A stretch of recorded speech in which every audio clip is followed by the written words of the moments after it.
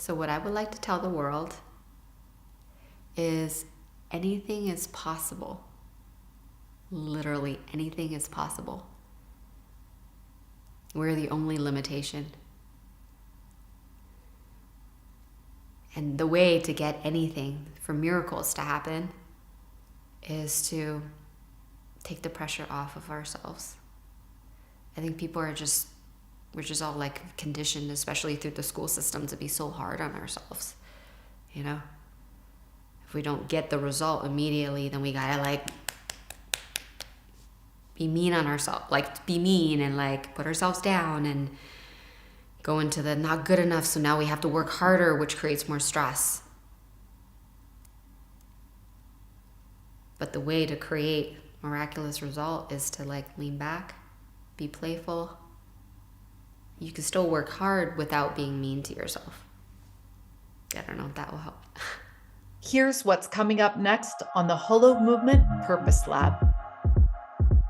Hello, my name is Zenka. I'm founder of LightNet, and my passion and purpose is to make the impossible possible. I'm here today with Tina Sue of the Hi Mama program. Now, if I told you that she was able to reverse nonverbal autism in children 5 years and under with a 100% success ratio, you would have a hard time believing me. But we're living in a world where the impossible is becoming possible. Now, Tina Sue had a whole nother career, a whole business with 50 employees, but this was a mission that truly called her. Just like we find in the Purpose Lab steps and the research, she solved her own problem working with her son, who was 9 years old, had ADHD, epilepsy, and autism, and was able to really transform his life so that he's not registering on any of those diagnostic scales at all. She does this through gut health, nervous system regulation, and other secret things that she does in her program that she really developed over time. She's an absolute breath of fresh air in a world where we get handed diagnoses that feel permanent and feel scary. She's really offering a huge light to others, a lighthouse to others who are in the grips of pain. And it is incredible, her work and what she's done and how she's bringing hope to the world and those around her. She's taught over 800 families how to do this technique, and it's my honor to bring her on today. My purpose is to get the word out that autism is not permanent. And I want to get this to the mainstream, because the current mainstream view is that once you're handed a diagnosis, you have a permanently disabled child. And that's what I was given. That's what I was told for 9 years. I lost a lot of time. My son was diagnosed with autism, ADHD, and epilepsy.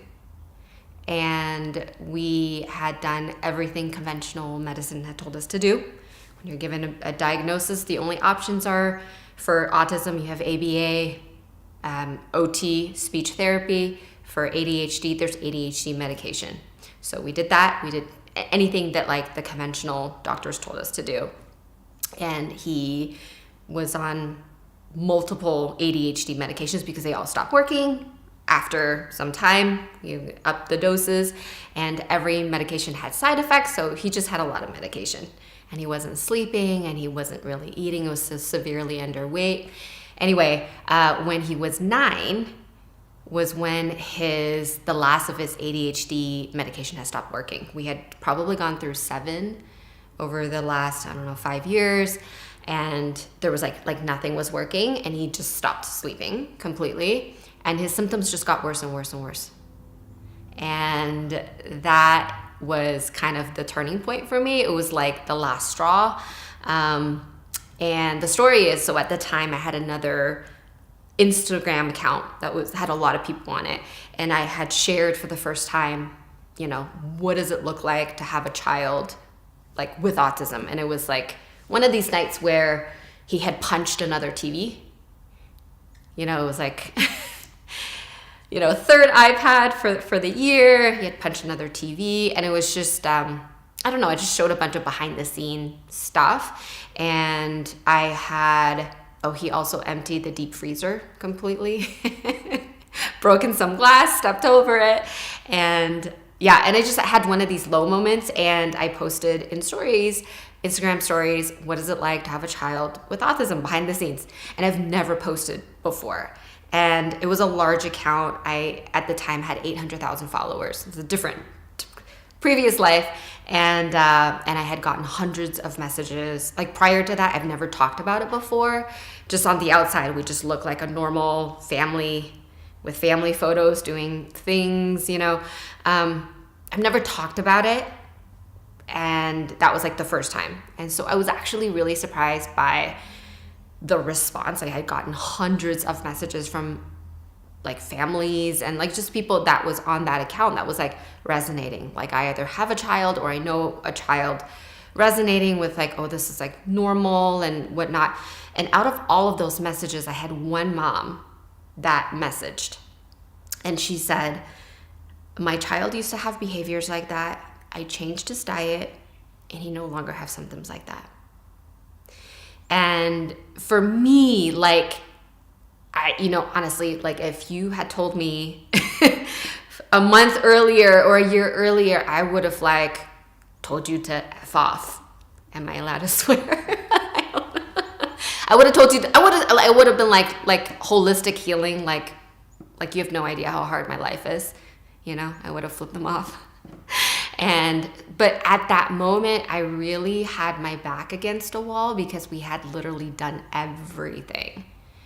And he was getting worse and worse and worse. And he had all the textbook symptoms and you know, the last of his medication stopped working. He wasn't sleeping, stopped sleeping. And it was just chaos. It was chaos.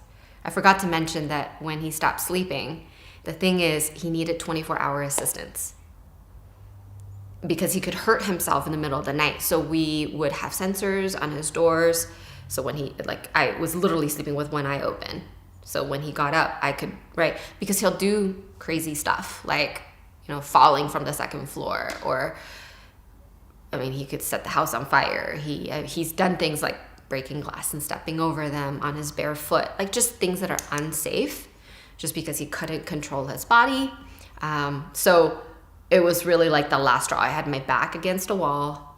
And when I got that message from that mom, that was just like a turning point for me, because I have nowhere else to go. Like, I have nowhere else to go.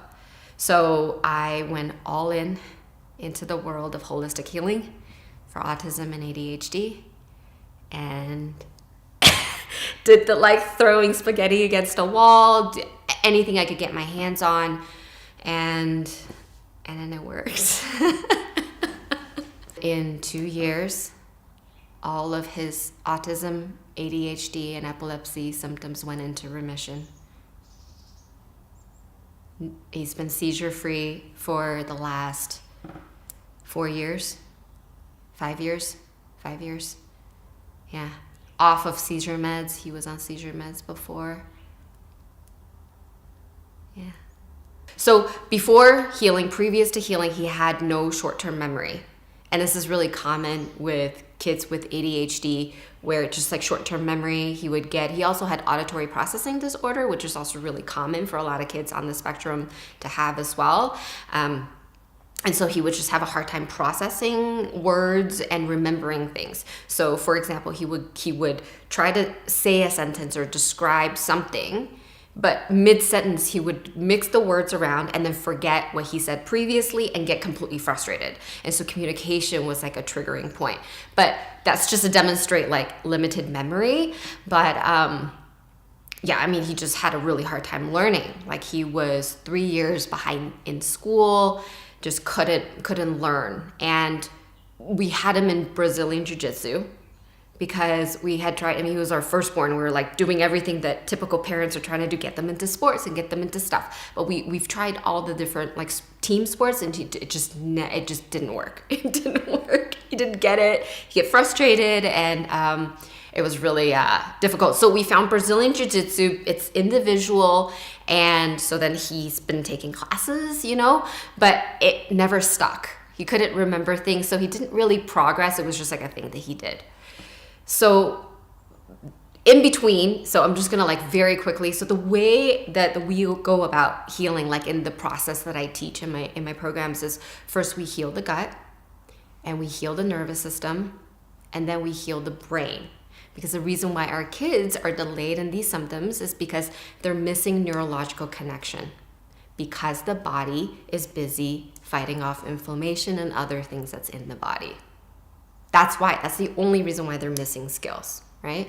And so we got to stop the fire when we heal the gut, when we work on the gut, like then there's no fire, there's no inflammation that's going into the brain, And so anyway, so once we did that, we heal the gut, heal his nervous system, heal the brain, neurological connection starts to form, and memory started coming back.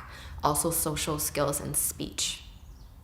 But with memory, what was remarkable is Brazilian Jiu Jitsu, he started to learn for the first time where he couldn't previously.